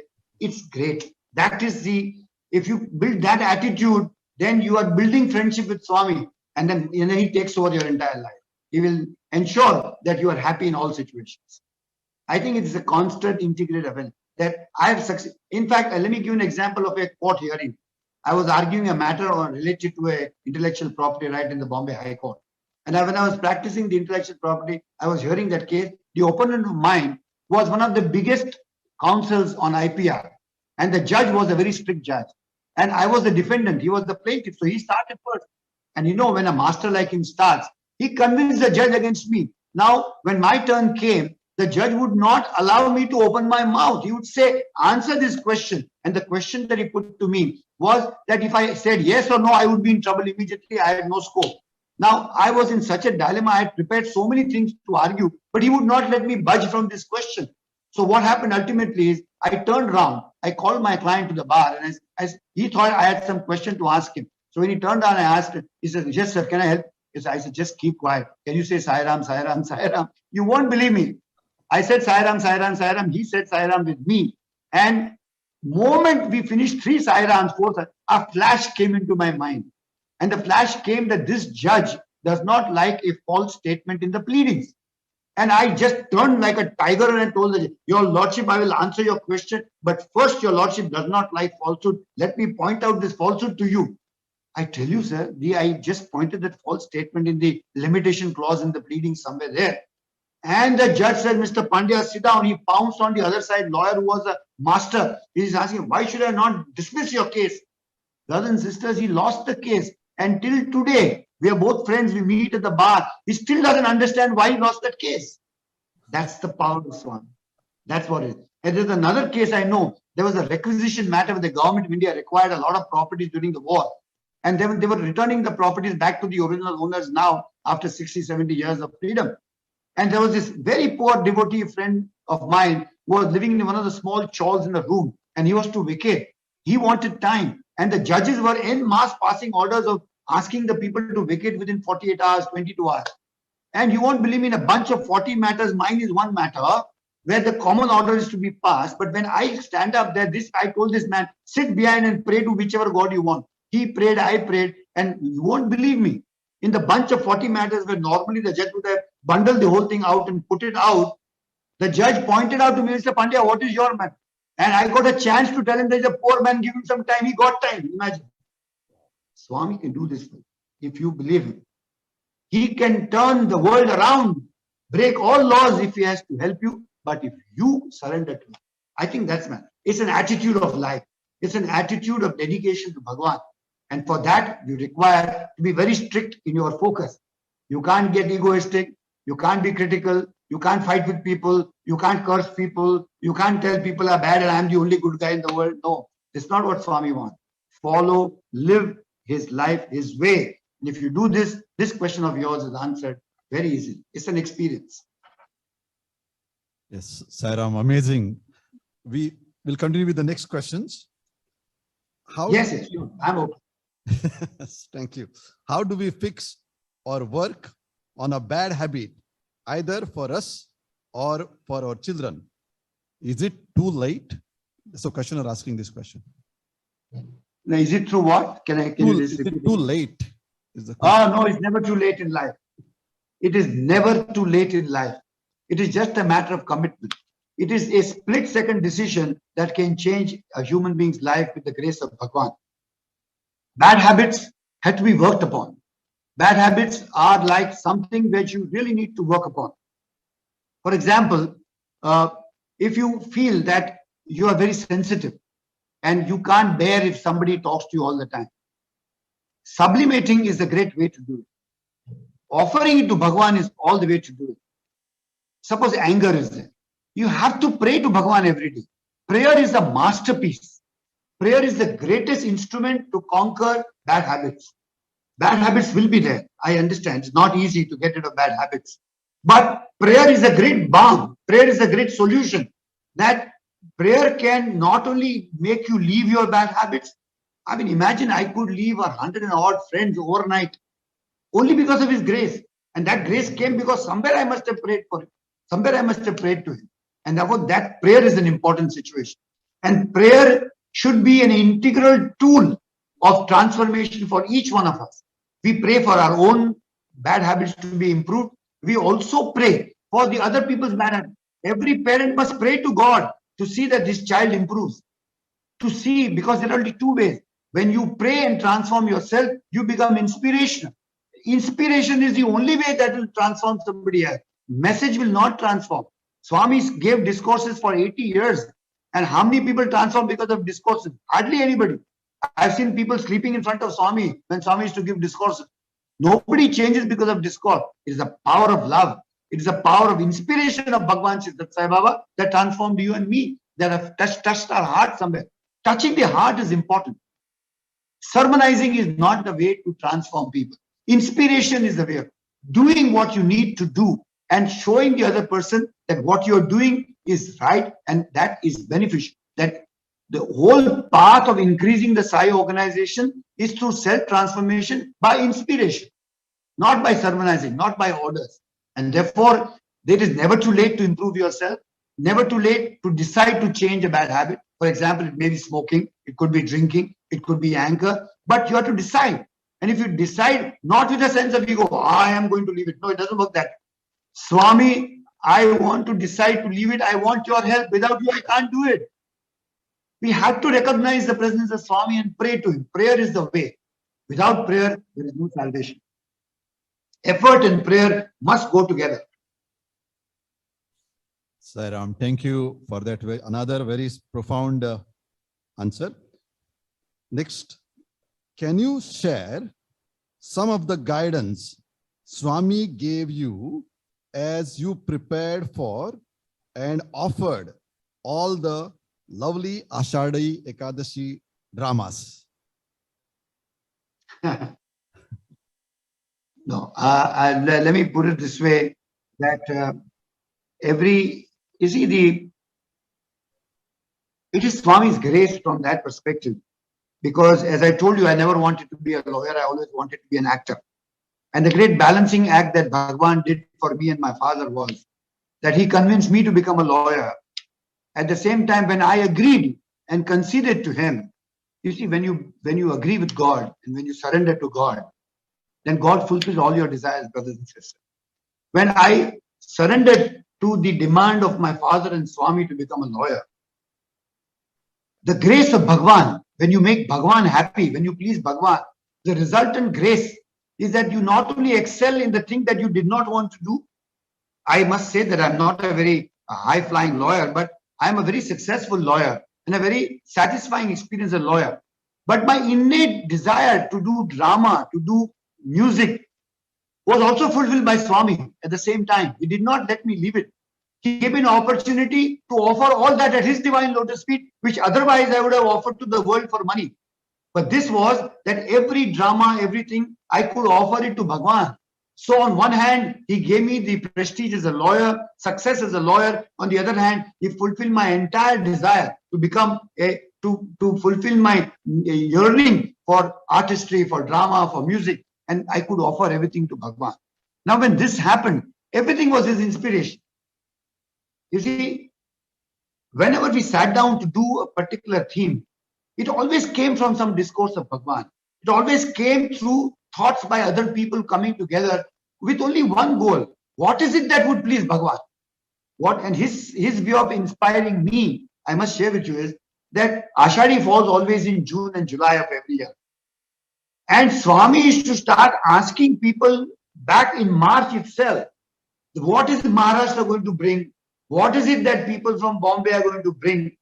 That telling, indicating to us that he is waiting for us. He is waiting to see what we are going to do, what new we are going to do all the time. You see, Swami also is a great spectator. He loves newness. He loves novelty. You do something in a better way, he is the one who loves it. And then he does it. And he inspires you. And I think one story of inspiration I must tell you is when I had this great drama which I did called The Supreme Verdict. Supreme Verdict was a drama where there was a debate between the people who follow Advaita and the people who follow Dvaita. And I had this question that Swami, you say you are in us. Now, what is this? You and I are one, so then why am I suffering?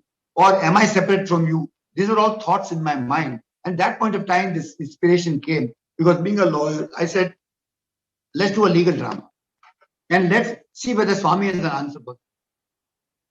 So there was a man who was following Advaita and there was a man who was following Dvaita. The man following Advaita got convicted by the court of Dvaita, and the man who was following Dvaita got convicted by the court of Advaita. Now both these judgments, both these guys were convicted. All the judgments go to a bench of 3 judges, and the 3 judges were Ramanujacharya, Shankaracharya, and Adi Shankaracharya. All Dvaita, Vishishta, Advaita, and Dvaita. Though both these judgments go to the bench, and there is a jury of all the saints of India. The juries of all the saints of India. Now this debate goes on, and there is no answer. Even the whole esteemed jury of saints says, no, we don't know. I mean, we have always loved him as God, and we've always followed Dvaita. And the Shankaracharya says, no, everything is one. Ultimately, there was a dialogue at the end of it, where the 3 judges say, why are we wasting time in this debate of Dvaita and Advaita when the Lord and Master, Swami was sitting on the podium, when the Lord and Master is there? Let us go and surrender at his lotus feet, because he alone has the answer to all the things. You won't believe me, brothers and sisters. That came the answer. Swami said that is the truth. Surrender to me, that is the only answer to all debate. Surrender to me, that is the answer to all debate. Brothers and sisters, this is something that he's a script writer. I'm only an actor. But I'm an actor where I want to follow that script writer. I'm an actor where I want to see that my script is strictly as per what he is. And therefore, living life his way is a script on which all of us are working for the next 3 days. And let's work on it. And I think you will find that Swami inspires you all the time. Thank you. Our next question is this, Sairam, you have touched upon the important topic of overcoming ego and doership. Swami says, focus on Swami only and surrender to him. So the question is this a lifelong process, since our mind sometimes pulls us back? It is a process every second of your life. It's a process of forming a habit of not remembering. You see, therefore, there is a quotation of Swami, which is very dear to my heart. You see, this is a process of giving credit to Bhagwan every second of your life, even for the breath. Even if you get up in the morning, it is gratitude to Bhagwan, surrender to him. And for that, the best method to follow this is to forget 2 things in life. Okay? The 2 things that you need to forget in life, brothers and sisters, a quotation by Bhagwan, which has been very dear to my heart and I try to practice every day in my life, is 2 things. Forget all the harm that others have done to you immediately. And forget all the good that others have done to you immediately. Moment you forget these 2 things immediately, your mind is empty. You are blissful. You are ready for the next divine experience of your life. There is no baggage. There is no carry forward. You are not going to be thinking negatively of anything. There is nothing that continues in your mind all the time. Your mind should be empty all the time. Just keep it free and open to all the divine experiences that can happen every moment of your life. There is a great quotation where there is an English adage which says you must jump at the opportunity you get. You must jump at every opportunity you get. And this little boy who heard it started jumping. So he was constantly jumping. So when the father asked him, son, why are you jumping? He says, Dad, you told me that you must jump at every opportunity, but I don't know when the opportunity will come. Therefore, it's better to keep on jumping so that I don't miss any opportunity. I think that's it. And that's the way to look at it like. Very important. Very hilarious. So next question is, we still have 7 minutes. Okay. So how do we correct ourselves from getting carried away when we are praised or criticized? I mean, criticized so that we don't take credit or negative aspects to ourselves. Yeah. Yeah. I know, I don't know, all of you follow the Facebook tremendously. And there was one gentleman from Singapore who was really after my blood for a long time. And he used to be thoroughly. So one day he called me and said, Nimish, I've been writing so much against you. Why don't you leave your post as the All India president and give it up to somebody else? So I told him, I said, brother, look, you have written so much about me, but I'm very grateful to you that I am constantly in your mind all the time. And you care so much for me. But I have only one thing to tell you, that if you want me to go away as the All India president, you pray to Swami, no? Because moment you pray to Swami, and if your prayer is sincere, no power on earth can let me continue as the All India president. And I'm willing to step down if Swami tells me that situation. Therefore, it's a matter of attitude. You see, when somebody criticizes you, you have a choice, either to react to him, to respond to him, or to ignore it. There's a better thing to do is to offer that criticism to Bhagwan. Swami, this is what this man says. If it is correct, help me to correct myself. If it is wrong, help me to ignore it. It's very simple, no? It's not difficult at all. You don't take it. It is your ego which attaches you to that criticism. No, I'm going to teach him properly. But why do you want to teach anything to anybody? You're only doing a role. Offer it to Bhagwan. Bhagwan is a better person to handle it. Trust that Bhagwan can handle your problems better than you. I think this is the conviction that we must develop. That Bhagwan knows what is to be done. When Bhagwan told me, you don't plan anything, I will plan everything for you. That doesn't mean he planned everything good for me. He planned even bad for me, no? I mean, so-called bad. But it was all for my good. So sorrow and happiness both will come. Therefore, I said in the beginning, as members of the Satsai organization, let us focus on our goal.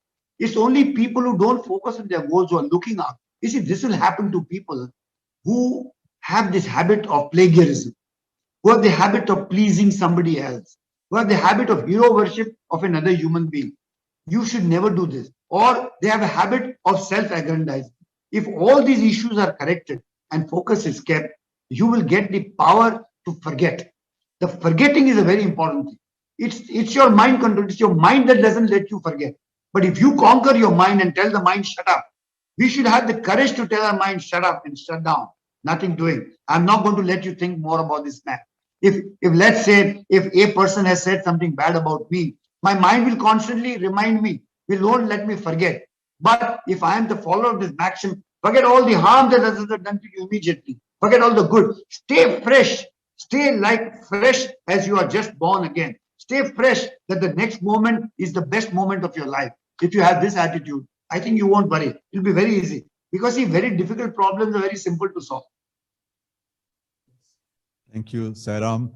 The next question is, what has been the single most impactful learning experience for you, in your opinion? The fact that I met Bhagwan is sheer his grace, that he thought of this soul as a part of his mission, I think was a great turning point. And the fact that the way he transformed family, the way he performed my marriage, I met my better half in my life, and the whole family that got transformed, I can only see this as his grace. And I think the most impactful moment of my life with Bhagwan was as a young student when I went to Vrindavan for the first time. I was in this dilemma, as I told you, whether to be a lawyer or not. And I had the book of the Indian Constitution in my hand. And I remember my first interaction, Swami came. He didn't speak to me. He didn't say a word. But those days we used to sit on the floor near the tree in Vrindavan where the Krishna statue was. Swami came and his gown touched my face. He came so close to me that his entire gown swept through my entire face. And I was in a trance for nearly more than 3, 4, 5 minutes. And I was profusely crying like a kid. I think that's the moment, brothers and sisters, who changed my inner being and made it ready and receptive for all that was to happen thereafter. And after that, I think just trying this great penchant to emulate Bhagavan, the great penchant to earn his happiness, to earn his smile, was the biggest driving force for me, which I think over the years, that one single pointed thing has brought a lot of change in me and still more to come, because I'm still a tourist.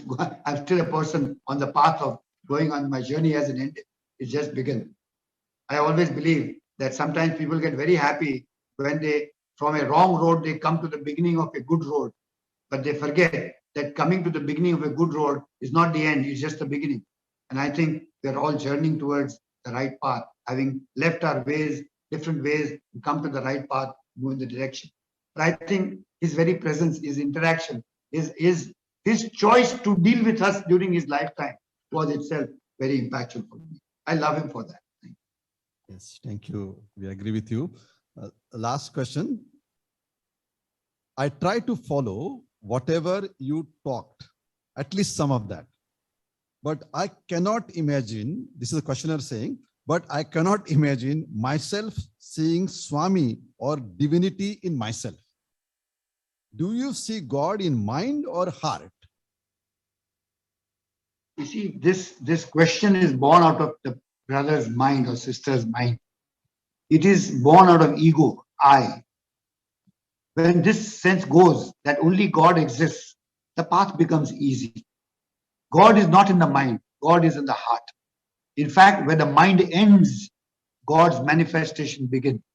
And therefore, if you are a member of the Sai organization, I would urge, practice, sit in bhajan with the goal of silencing the mind. Sit in meditation with the goal of silencing the mind. Empty the mind of every thought, and see that when you go calm and peaceful, the voice of conscience will come from within your heart. It is in the sphere of your heart from where God will prompt and speak to you. This is the goal of sadhana. And therefore, be strict with yourself. Don't worry about the result. Don't worry about when it will happen. Don't worry whether it is happening or not. With consistency, practice sadhana to such an extent that one day it will automatically unfold to you. That is it. There is no evaluation, there is no progress report that you get when you do sadhana. When with consistent, intense sadhana, one day the whole thing manifests in your, it just unfurls. That spring of joy just unfurls, and then that remains consistent. Then you don't need to think about it. Don't need to. It's like you're driving.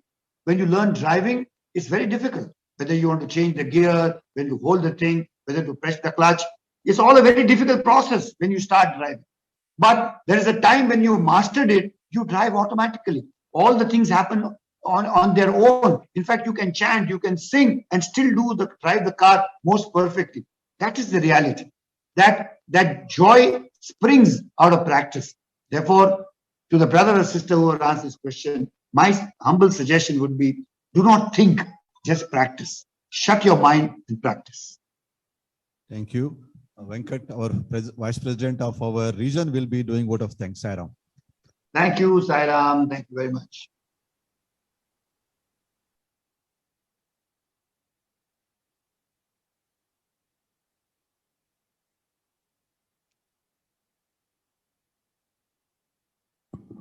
Saram, brother Nimish.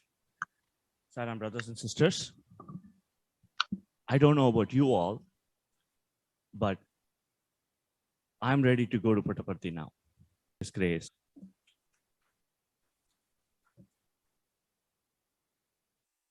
Now, how many of us want to know what Brother Nimish is doing right now in India? That was a joke. Jokes aside,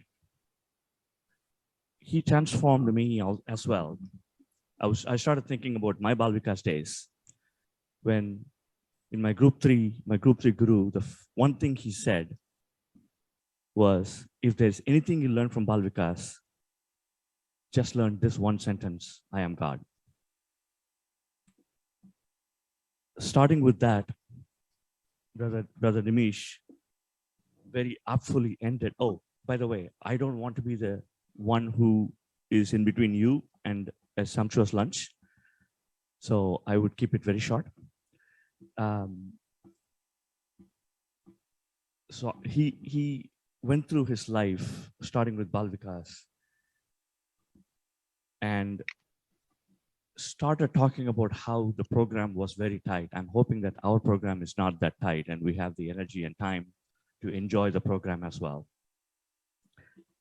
The key to everything, as he ended, is to live life his way and to completely surrender to him and to completely just blindly follow his words. All we need is to follow his words, because Swami has given everything in his words and how he has acted. There's nothing more we need. We are nobody if we don't follow his words and actions. With that, I wish to thank from the bottom of my heart, Brother Nimish, from spending his beautiful Saturday evening with us and not worrying about the rest of the whole country that I'm sure has been messaging him throughout, even during this talk. Thank you, Brother Nimish, and thank you, brothers and sisters.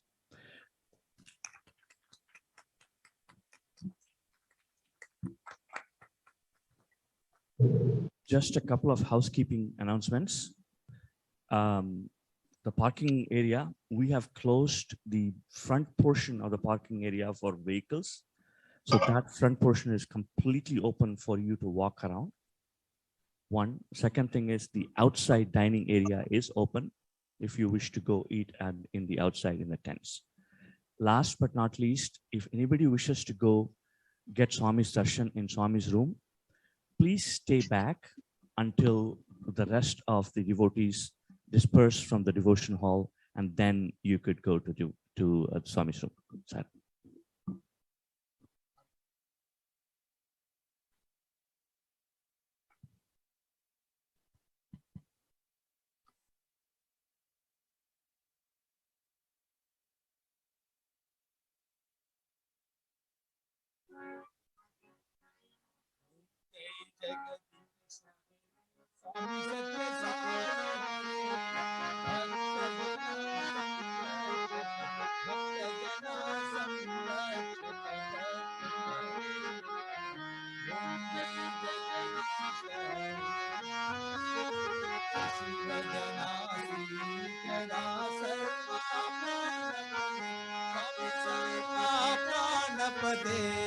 आश्रित कल्पलतिका आश्रित कल्पलतिका आपद बांधव ओम जय जगदीश हरे मात पिता गुरुदैवमु मरियंतयु नीवे स्वामी मरियंतयु नीवे नाद ब्रह्म जगन्नाथ नाद ब्रह्म जगन्नाथ नागेन्द्राशयना ओम जय जगदीश हरे ओंकार रूप जय शिव साई महादेवा सच्चे साई महादेवा मंगलारति अंधुको मंगलारति अंधुको मंगल गिरिधारी ओम जय जगदीश हरे नारायण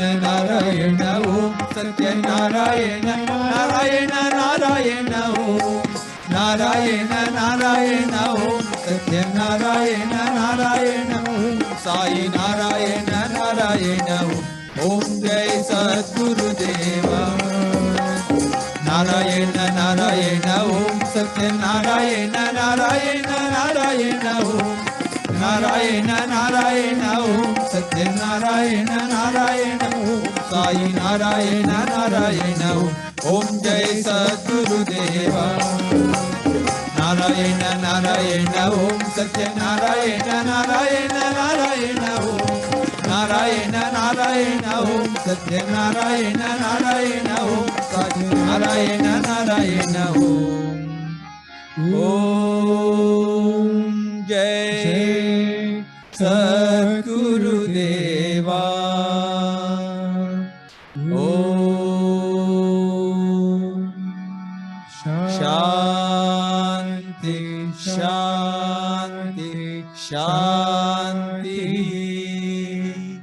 समस्त लोका सुखिनो भवन्तु समस्त लोका सुखिनो भवन्तु समस्त लोका सुखिनो भवन्तु ओम शांति शांति शांति जय बोलो भगवान श्री सत्य साई बाबा जी की शिरडी साई महाराज की साई माता जी की परमं पवित्रं बाबा विभूतिं परमं विचित्रं लीला विभूतिं परमार्थ इष्टार्थ मोक्ष प्रदातं बाबा विभूतिम् इदमाश्रयामि लीला विभूतिम् इदमाश्रयामि परमं पवित्रं बाबा विभूतिम् परमं विचित्रं लीला विभूतिम् परमार्थ इष्टार्थ मोक्ष प्रदातं बाबा विभूतिम् इदमाश्रयामि लीला विभूतिम् इदमाश्रयामि परमं पवित्रं बाबा विभूतिम् परमं विचित्रं लीला विभूतिम् परमार्थ इष्टार्थ मोक्ष प्रदातं बाबा विभूतिम् इदमाश्रयामि लीला विभूतिम् इदमाश्रयामि ॐ